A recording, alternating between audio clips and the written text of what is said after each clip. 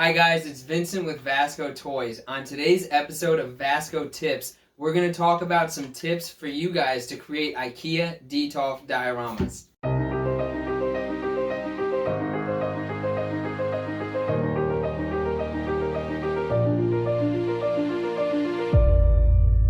VASCO Toys, action figure, dioramas, and props. Alright, let's start with the basics. Now, most of you probably know what an IKEA Detolf is, but in case you don't, like me when I first started collecting again a few years ago, this is what an IKEA Detolf looks like, and it is a display case that people buy for a variety of different things, including action figure display. Some people like to just display their figures in their Detolf, which is a perfectly great way to display them, but there are a lot of people who want to put dioramas in each specific shelf, and I personally get a lot of commission requests for IKEA Detolf dioramas, and I also get a lot of people asking me what the dimensions are and what tips that I have for those who want to make their own Detolf diorama.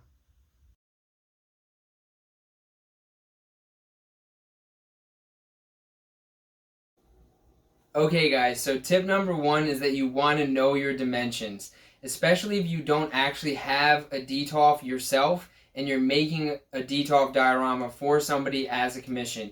You want to know that that diorama is going to reliably fit in their cabinet, especially if you're shipping it halfway across the country or maybe to another country and they've paid you a decent amount of money and they're thinking that's going to fit into their shelf. So the dimensions that I go by, and these would be the maximum dimensions you could use on a shelf, would be 14 inches wide, 13 inches deep, and 15 inches high.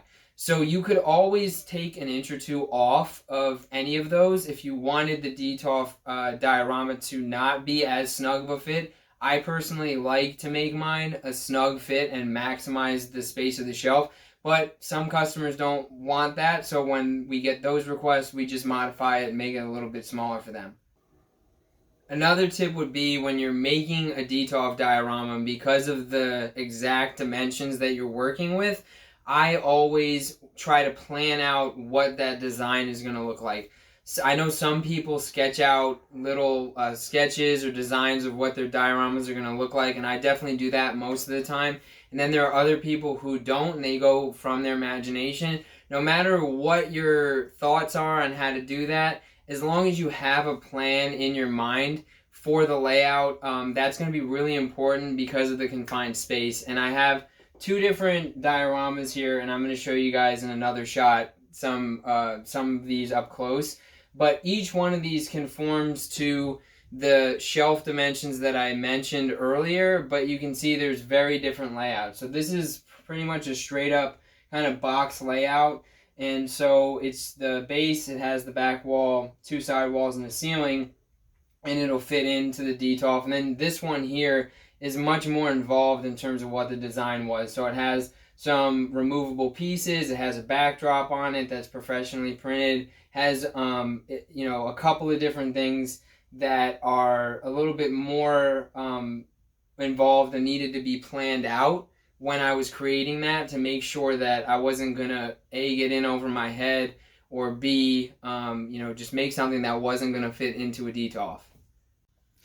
There are so many different configurations that you can use to make Detolf diodes, and people get very creative, but this is one of the more basic box kind of designs for them. So what I'm going to show you guys is like some of the different arrangements you can do, and then there's tons of others, of course, that won't be covered in this. So the first is, of course, the full diorama. The second would be you could have one without a roof piece, of course. Sometimes I will also see some that are just the floor and the back wall, which would be good as well. Sometimes you'll see ones that have one side or the other with a floor piece and the back wall. So that could be this side or this side. But ultimately it comes down to like either what you want if you're building a diorama for yourself, or if someone's commissioning you to build one, what they're looking for. Okay, so this is a different setup for a Detolf dial that's a little bit more involved than what you guys saw before. It still is in those parameters of the 14 wide, 13 deep, and I think this one is 15 inches tall. So it fits into the Detolf diorama, or into the Detolf very snug, but it does fit in there. And it also has a backdrop on it, which is a little bit different. So with the Detolf, we're going to take Spidey out of here for a second. So with the Detolf dios, one of the things that it's important to keep in mind is that, you know, with a Detolf, it's glass. It's completely glass, front, sides, and back. So if you can, it's nice to make the Detolf dioramas kind of visible or finished from at least 3 sides. This one doesn't have any finish on the back of it, but I can show you guys. So this is the front view. So if someone was looking from the front at the, you know, at the diorama in the Detolf, they would see this.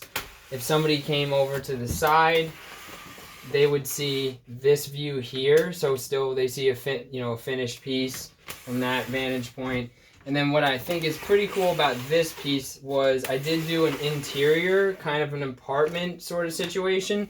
So again, from the final side, you have that visibility in. So you got basically 3 different vantage points if someone's looking at their diorama through their Detolf for this particular piece that are all finished.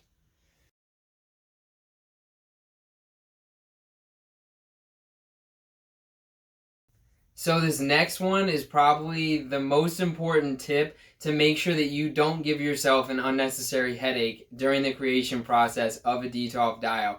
And that is that you want to test fit your diorama into the Detolf cabinet very early on. Very, very early on. And if you don't have a Detolf cabinet, obviously you can't do that, but then you can fall back on the dimensions.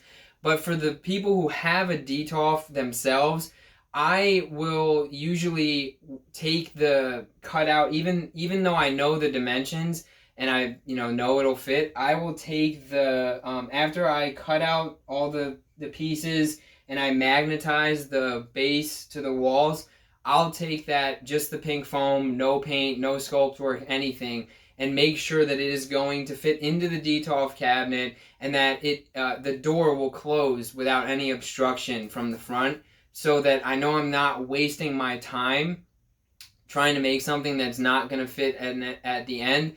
And it's a lot more of a pain to try to cut something down at the end than it would be to cut it down in the beginning and then modify your plans based on those cuts that you might have to make. So definitely keep that one in mind.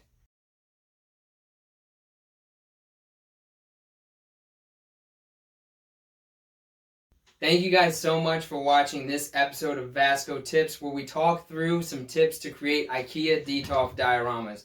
If you guys like the video, please go ahead and hit the like button, and don't forget to subscribe to the channel so that you can see future tip videos that we'll have on the channel.